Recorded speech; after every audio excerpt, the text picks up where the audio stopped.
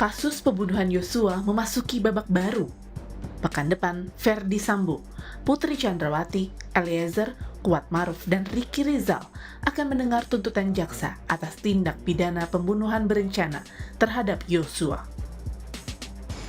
Bagi keluarga Yosua, proses hukum persidangan yang panjang ini bukan hal yang mudah. Tangis ibu Yosua tak terbendung saat dipertemukan pertama kali dengan para pelaku pembunuh anaknya. Orang tua berharap para pelaku yang merencanakan pembunuhan terhadap anaknya dihukum dengan hukuman maksimal.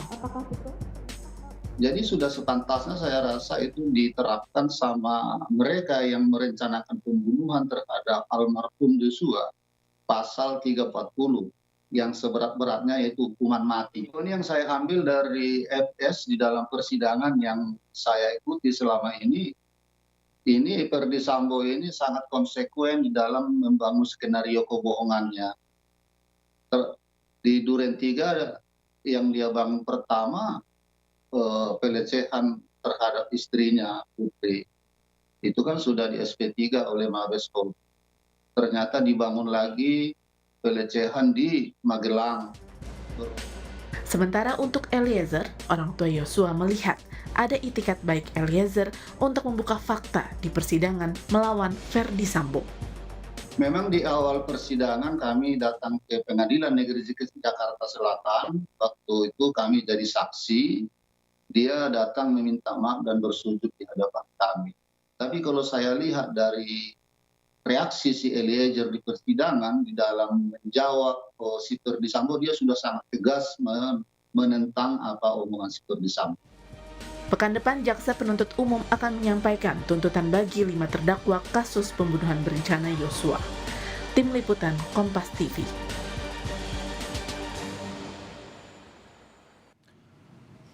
Sidang tuntutan 5 terdakwa pembunuhan Brigadir Yosua Huta Barat akan segera digelar untuk mengetahui bagaimana harapan dari keluarga korban dan juga bagaimana arah tuntutan yang disiapkan oleh jaksa penuntut umum. Kita akan bahas. Saat ini sudah bergabung bersama kami Bibi almarhum Yosua Huta Barat, Rohani Simanjuntak, dan pakar hukum pidana Universitas Pelita Harapan, Jamin Ginting. Selamat sore Bu Rohani, Pak Jamin. Selamat sore. Selamat sore. Baik, saya ingin ke Bu Rohani. Bu Rohani, tentu keluarga memantau ya jalannya persidangan selama ini. Bagaimana sih keluarga melihat sidang yang berjalan dan harapan, karena di pekan depan rencananya sidang tuntutan, Bu Rohani? Ya, mudah-mudahan di minggu depannya persidangan ini kelar ya.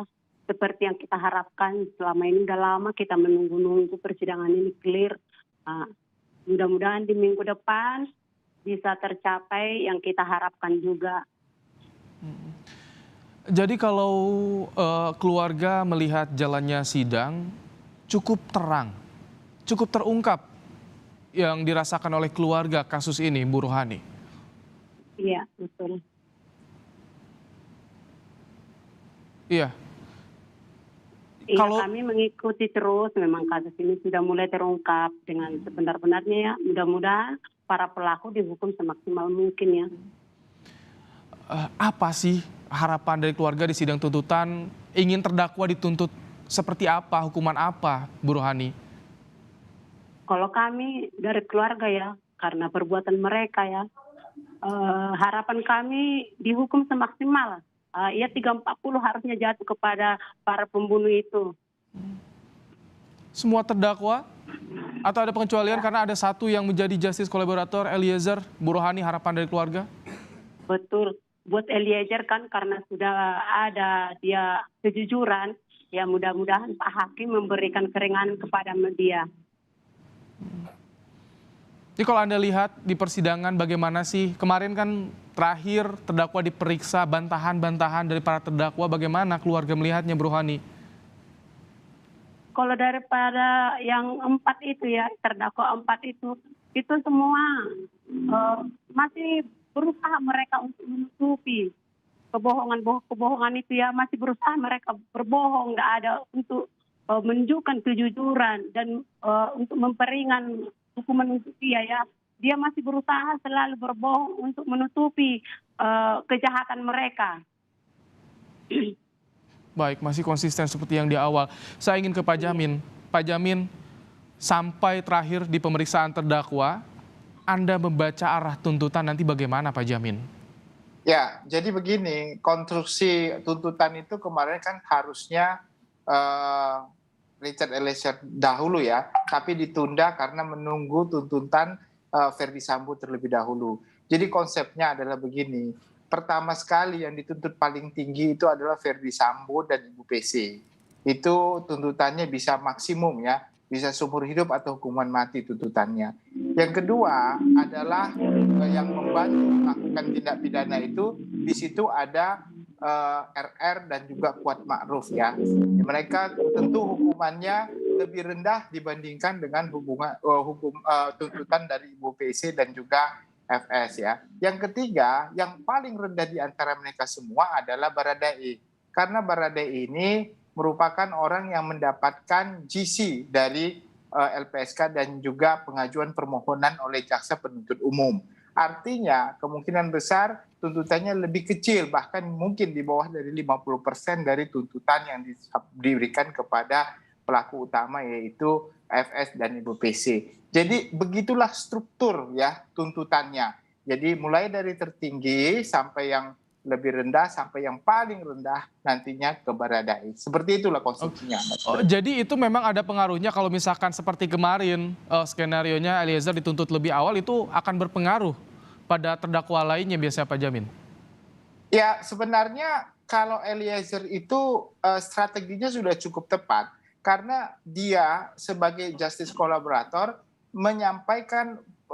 tidak menyampaikan eksepsi karena sudah mengakui kesalahannya dan tinggal mengungkapkan perbuatan-perbuatan yang dilakukan oleh dirinya dan orang lain yang sulit untuk diungkapkan dalam persidangan. Dan tidak ada saksi, ya ada beberapa saksi yang mendukung, tapi pada umumnya saksi yang langsung pada tempat kejadian itu tidak memberikan keterangan yang lebih terang dan jelas ya dibandingkan dengan Baradae. Sehingga dia punya kesempatan awal untuk menjelaskan sehingga hakim lebih mempercayai dia dibandingkan keterangan selanjutnya. Jadi kesempatan pertama itulah yang digunakan, yang cukup cerdas saya kira, yang bisa membuka fakta ya dari Pandora ini ya. Jadi kelihatan semuanya begitu.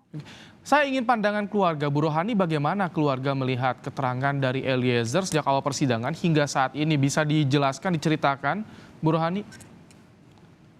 Kalau kami dari keluarga melihat keterangan dari Eliezer yang menantang Pak Sambo, kami sangat setuju ya. Ya mudah-mudahan lah nanti Pak Hakim dan jaksa penuntut JPU ya memberikan tuntutannya yang sesuai gitu dari keterangan-keterangan Eliezer.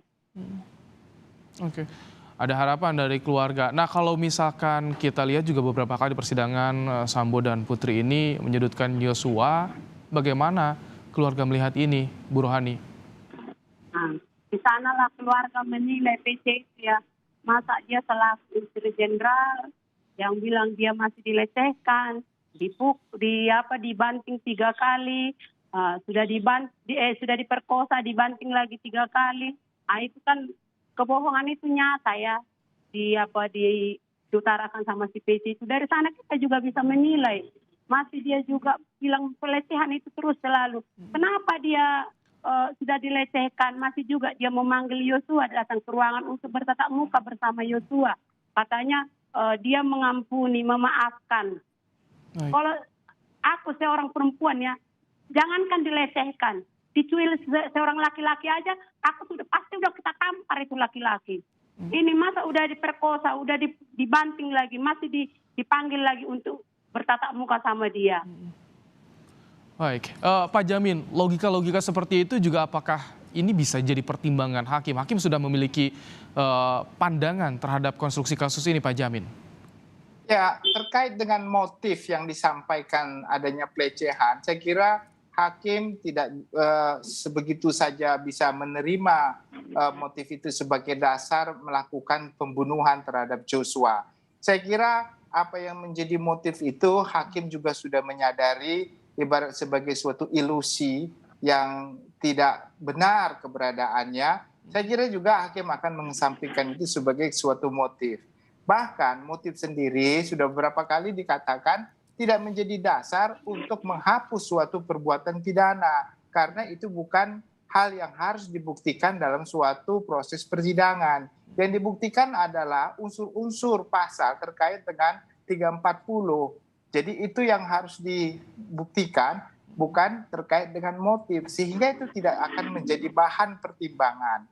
Pada umumnya itu digunakan dalam rangka memberikan keringanan atau pemberatan terhadap suatu perbuatan pidana. Jadi bukan menghapus perbuatan pidana itu sendiri. Tapi kalau di sepanjang persidangan, dakwaan kan pasal 340, apakah sudah mengarah ke sana? Fakta-fakta persidangan yang terjadi, Pak Jamin? Ya, itu sudah mengerucut semua ya, ke konsep 340 itu sudah nyata, mulai dari perencanaan stimulasi yang dibuat ya sebagai motif yang dikatakan itu penelepon kepada Ferdy Sambo, lalu Ferdy Sambo mempersiapkan segala sesuatu di Saguling bersama Ibu PC dan yang lainnya yang sebagai eksekutor, dan eksekusi itu dilakukan di Duren 3 di tempat yang memang sudah dipersiapkan sebelumnya. Makanya alibi yang digunakan adalah alibi untuk tempat isoman. Tetapi realita hakim meyakini itu bukan suatu alibi yang benar, tapi untuk mempersiapkan suatu pembunuhan dan penghajaran ataupun apapun yang digandakan itu. Jadi itulah bentuk perencanaannya yang dilakukan dengan tenang, perencanaannya, eksekusinya, dan mempersiapkan alat untuk melakukan itu dengan tenang. Sehingga sudah terpenuhilah apa yang menjadi dasar tuntutan, yaitu 340. Ya mudah-mudahan konstruksi ini bisa diuraikan dengan jelas dalam tuntutan yang akan kita dengarkan minggu depan, Mas Ibrahim. Baik, Bu Rohani, tanpa mengintervensi persidangan, apakah keluarga juga komunikasi dengan kuasa hukum keluarga Yosua soal persiapan? Apakah akan ke Jakarta untuk melihat sidang tuntutan pekan depan, Bu Rohani? Kalau kami belum ada pemberitahuan dari kuasa hukum kita. Nggak tahu juga ya minggu-minggu ini mereka akan menghubungkan. Pada saat ini belum ada. Jadi walaupun tidak ada komunikasi atau belum komunikasi dengan kuasa hukum, tapi keluarga memantau ya Bu Rohani jalannya persidangan ini. Iya, tetap kami pantau. Kalau tadi soal ada bantahan-bantahan terkait dipertanyakan lagi peristiwa di Magelang, diungkap lagi, itu bagaimana jadi keluarga menyikapinya Bu Rohani? Kita melihat mereka yang selalu bilang tadinya di Duren 3, kembali lagi ke Magelang. Aduh, sangat mengecewakan gitu. Sampai kapan mereka berbohong? Tak ada sedikit pun takut akan Tuhan yang selalu tetap berbohong dan berbohong. Sampai dihukum pun, sampai sudah diberikan pun tuntutan 340, tidak ada juga merasa menyesal apa gimana gitu untuk meringankan hukumannya. Tetap dia selalu berbohong. Baik, Pak Jamin, bertolak dari dakwaan, apa saja biasanya yang jadi pertimbangan penuntut umum dalam menyusun tuntutan nanti, pasal 340 terutama? Ya, pertama ya tentu unsur-unsur pasal, yaitu merampas nyawa orang lain yang dilakukan dengan suatu perencanaan. Nah, perencanaan itu sudah nyata, hakim sudah, jaksa penuntut umum sudah paham, sudah akan menjadikan ilustrasi yang saya sampaikan tadi secara rentetan tuntutan itu secara nyata. Yang kedua, ini adalah penegak hukum, APH ya, aparat penegak hukum yang memiliki pangkat yang cukup tinggi, sehingga ini menjadi dasar pemberatan juga begitu bagi pelaku yang mengerti hukum. Yang ketiga adalah setelah melakukan tindak pidana itu, dia masih punya rencana lagi untuk obstruction of justice-nya, menghalang-halangi penyidikan supaya apa yang dia lakukan itu tidak dapat diselidiki atau dihambat penyelidikannya sehingga mencemarkan suatu TKP. Nah, inilah yang menjadi pemberatan terhadap pelaku tindak pidana seperti ini. Ya, jadi 3 hal itulah yang menjadi dasar saya kira nanti jaksa penuntut umum untuk melakukan tuntutan maksimum terhadap Ferdy Sambo dan Ibu PC begitu. Kalau saya juga ingin terakhir ke Bu Rohani. Bu Rohani kan keluarga di awal sidang jadi saksi, bertemu dengan Eliezer, sudah istilahnya bertemu langsung memaafkan. Nah, jadi harapan di sidang tanpa intervensi, sekali lagi harapan di sidang pekan depan, tuntutan sampai nanti putusan, bagaimana untuk keadilan Yosua? Ya, kita memohon kepada Pak Hakim keadilan itu semoga-moga nyata di keluarga kami ya. Terlebih kepada mamanya almarhum dan bapaknya ya. Kadang kasihan juga melihat mereka setiap harinya masih menangis karena persidangan itu yang selalu dia ngomong melecehkan itu yang terlalu sakit buat keluarga almarhum Yosua. Oke. Pak Jamin, kalau Anda melihat seperti apa? Apakah ada pengaruh nanti misalkan pendapat dari keluarga terhadap Eliezer ini bisa mempengaruhi nggak sih? Atau hanya cukup dari JC saja yang bisa mempengaruhi tuntutan Eliezer, Pak Jamin? Ya, apa yang sudah dilakukan oleh Eliezer sebagai pemohon GC dan dikabulkan, tentu itu menjadi bahan pertimbangan bagi jaksa penuntut umum. Karena konsepnya adalah keringanan percobaan terhadap hukuman, ya, jadi tidak hukuman penjara tapi percobaan. Tapi memang di sini saya kira tentu akan ada juga penghukuman. Di samping itu juga jaksa melihat orang ini adalah orang yang bisa diterima oleh korban. Ya memang kita kalau dalam konteks pembunuhan ini susah ya untuk bisa menggunakan RG ya, restoratif justice, walaupun sudah memaafkan karena ini terkait dengan tindak pidana terhadap nyawa dan tubuh manusia ya. Nah tapi konsep ini bisa dijadikan dasar peringanan tuntutan. Salah satunya adalah apa? Keluarganya bisa memaafkan pelaku tindak pidananya begitu. Ya. Itu menjadi salah satu faktor. Karena kan keluarga hanya berkaitan ketika dihadirkan sebagai saksi. Setelah itu tidak ada lagi ya kaitan dengan perkara ini, Pak Jamin ya, sebetulnya keluarga korban. Ya kaitannya itu artinya korban sudah memberikan pengampunan atau memberikan maaf kepada pelaku begitu secara tulus ya. Tapi kalau keluarga merasa kecewa perbuatannya itu juga bisa menjadi dasar pemberat juga, kan artinya mereka belum bisa menerima kenyataan itu. Nah itu dasar yang bisa menjadikan pertimbangan. Tapi sekali lagi saya itu hanya mendasarkan kepada keyakinan hakim ya. Tapi dalam konteks undang-undang itu tidak ada ya. Itu bukan, karena kan hakim bebas ya dalam memutuskan berdasarkan fakta persidangannya.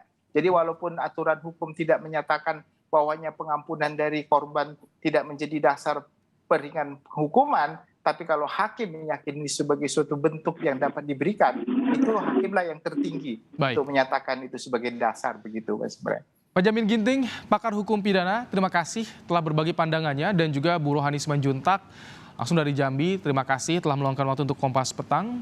Sehat selalu, Bu Rohani dan juga Pak Jamin. Terima kasih.